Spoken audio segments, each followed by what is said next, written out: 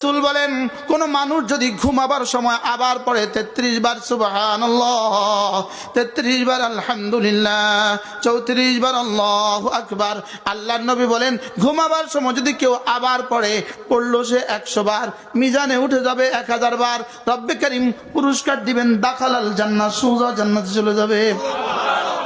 এখন প্রশ্ন, আজকের নামাজের পরেরটা যদি আগামীকালকে পড়লাম তাহলে হলো কিনা? আগামীকালেরটা তাহলে যাবে কোথায়?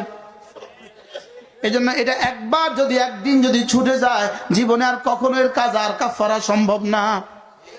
কি বলছি বলেন?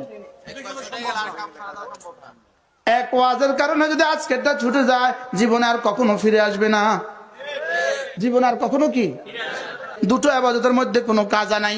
এক নাম্বার জিকিরের কোনো কাজা নাই, 2 নাম্বার পর্দার কোনো কাজা নাই, জিকিরের কোনো কাজা নাই। একবার যদি জিকির ছুটে যায় ওই জিকিরের জীবনে আর কখনো কাজা